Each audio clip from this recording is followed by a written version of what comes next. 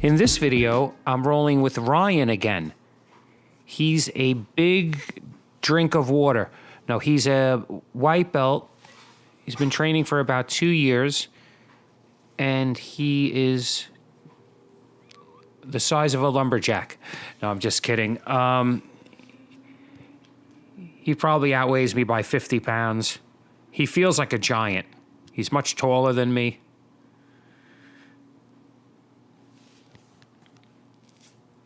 Thank God he only has 2 years of experience.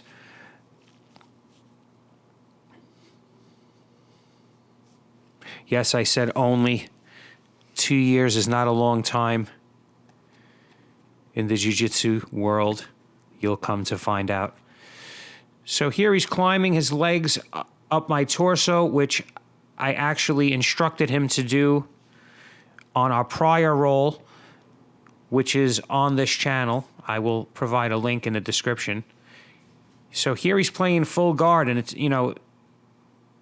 thank God he doesn't know a lot, because when he pulls me down, his size and strength of his legs, and thank God he's not using it in an efficient manner, because it would really be hard to get out of this.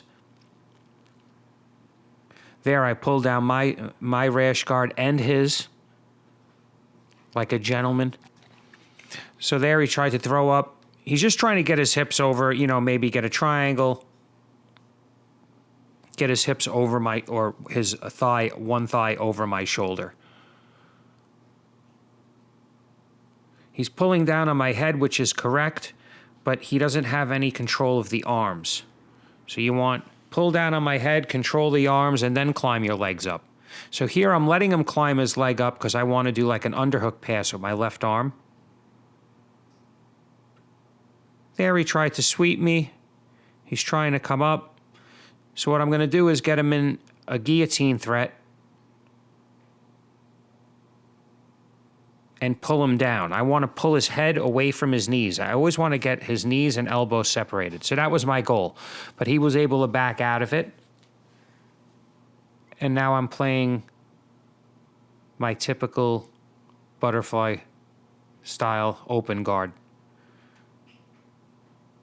So there he was trying to pass my guard by pulling one leg away. What he needs to do is 2 hands on one leg.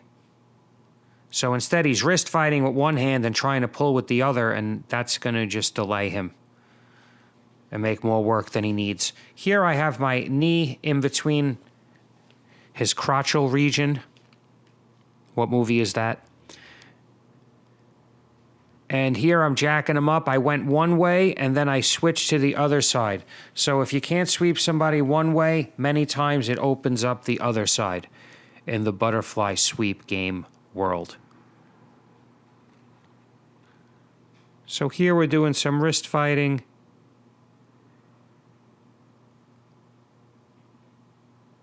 But I have like what I call my A-frame. I have my hands together, my elbows tucked in. It's a very strong position, even when someone is much stronger. So there he was doing a 2-on-1 and pulling my arm. That was a good move.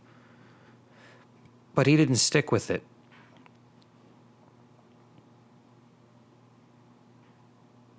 See, his knees and elbows are separated. He's laying back, leaving his knees pointing towards the ceiling. And it makes it easy to pass his guard. But right now I'm just in like defense mode. I just want to see all the different attacks he's going to throw up from there. And also just resist. I love to be uncontrollable. So here he made the mistake of putting his leg, he basically put his leg there, which makes it very easy to pass, even though he's so much bigger and stronger. I'm just keeping his hip turned away with my right underhook. And now he allowed me the crossface, another mistake. And there he switched to come back into me. I blocked his hip with my hand and just rotated to the other side. Now I have the same underhook that I had on the other side, on the opposite side. Also, it's making him work. It's taking a lot of effort for him to make these explosions, whereas I'm just leaning.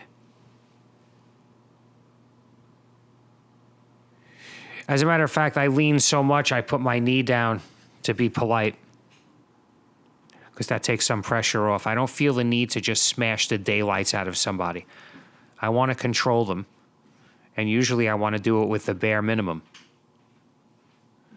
So there he did a hip bump, but it didn't really matter because I wasn't weighted there. I didn't have any weight on his hips for him to bump. What a lot of people forget to do is they hip bump and then they don't replace the space they just captured with a frame. So you got to hip bump, make an A-frame, and then pull your hips out. So there he made such a big mistake. I could have passed his guard easily, but I let him get his knee back in.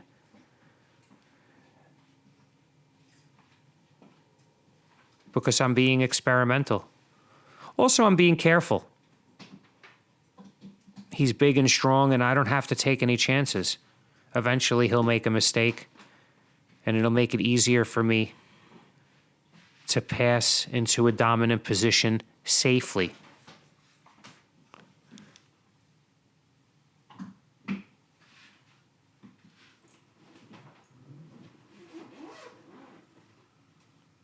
I think he might be asking me about my rib. I had a rib injury, intercostal, little BS thing that bothered me for a few weeks.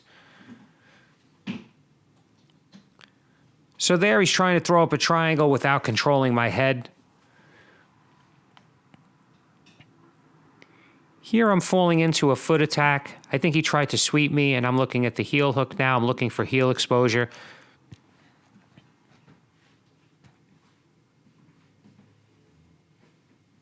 Yeah, in our school, anything goes. We don't have these restrictions, you know, that if somebody's a white belt, you can't do this. And so everybody gets good at, you know, not saying it's, not everybody's good at it, but people are allowed to get good at foot locking if they choose to pursue it.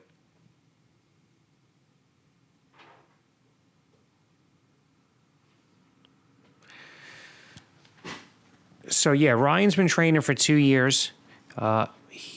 He's busy at work. I'm not sure exactly what his lifestyle is, but he tells me he can't get to the gym as much as he would want to. But I always tell him, come when you can. You know, if you get to a point in your life where you can only come once a week, then just do that. You know, just do what you can, honestly. If you want to be there, you'll be there. You don't have to desert your life. If you want to become partner in that law firm, become a partner. You could always eventually come 4 days a week, 3 days, 5 days, as you free up your schedule. I left a job on Wall Street to train, to have that freedom. So here I showed him a back take. Sorry, I'm Italian. A back take from closed guard, where the main goal is to get behind the lat of your opponent. So here I'm showing him break the posture with the arm drag, foot on the hip and turn, and you could grab the arm bar from there, or the sweep into the Americana. Thank you for watching, guys. If you want to support the channel, merchandise store, or you can buy me a coffee. Thanks for watching. Please like, share, and subscribe. Thank you.